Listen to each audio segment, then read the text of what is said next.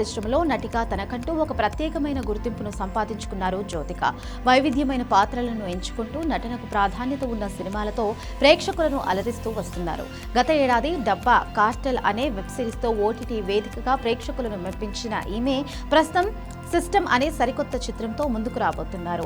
ఈ నేపథ్యంలోనే తాజాగా ఇచ్చిన ఒక ఇంటర్వ్యూలో జ్యోతిక హిందీ చిత్ర పరిశ్రమ, ఓటీటీ రంగం, తన వ్యక్తిగత జీవితం మరియు కెరియర్ ప్రారంభంలో ఎదురైన సవాళ్ల గురించి పలు ఆసక్తికరమైన విషయాలను పంచుకున్నారు.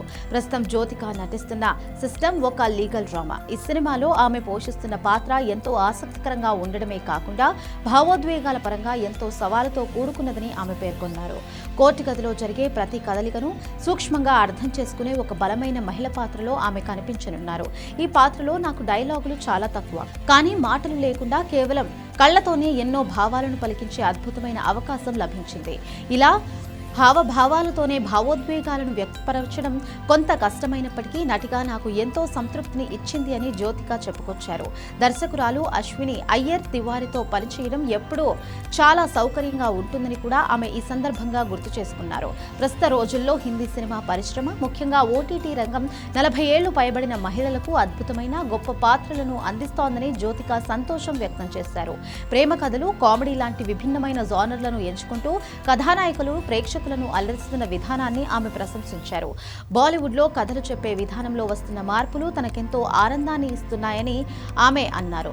ముఖ్యంగా మహిళల కోసం విభిన్నమైన పాత్రలు రాయడం, సవాళ్లతో కూడిన కథల్లో వారిని ఎంపిక చేసుకోవడం పరిశ్రమలో కనిపిస్తోందని, ఇది నటీనటులకు ఒక ఉత్తేజకరమైన దశ అని కొనియాడారు. భవిష్యత్తులో అన్ని చిత్ర పరిశ్రమలు కూడా ఇదే బాటలో సాగాలని ఆమె ఆకాంక్షించారు. సౌత్ సినిమాలకు, హిందీ సినిమాలకు మధ్య ఉన్న ప్రధాన వ్యత్యాసాల గురించి జ్యోతిక ఓపెన్ గా మాట్లాడారు. దక్షిణాది చిత్రాలు థియేటర్స్ లో భారీ విజయాలు సాధిస్తూ దూసుకుపోతున్నప్పటికీ అక్కడి పాత్రలు ఇప్పటికీ చాలా వరకు హీరో ప్రధానంగానే రూపుదిద్దుకుంటున్నాయని ఆమె అభిప్రాయపడ్డారు. దీనికి భిన్నంగా బాలీవుడ్ చిత్రాలు మరియు ఓటీటీ కంటెంట్ ప్రస్తుతం మహిళల పాత్రలకు సరికొత్త కోణాలు ఉన్న కథలను అందుబాటులోకి తీసుకువస్తున్నాయని ఆమె స్పష్టం చేశారు. జ్యోతిక తన కెరియర్ ఆరంభంలో ఎదురైన పరాజయాలు మరియు తన జీవితాన్ని మలుపు తిప్పిన నిర్ణయం గురించి కూడా మాట్లాడారు. 1998లో వచ్చిన డోలీ సజాకే రఖ్నా అనే హిందీ చిత్రంతో ఆమె నటిగా వెండితెరకు పరిచయం అయ్యారు.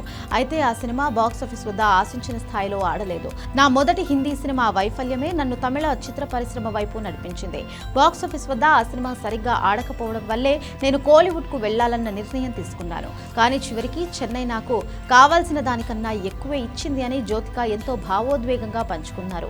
వ్యక్తిగత జీవితం వల్ల ఒకానొక సమయంలో సినిమాల నుంచి సుదీర్ఘ విరామం తీసుకున్నట్లుగా జ్యోతిక తెలిపారు.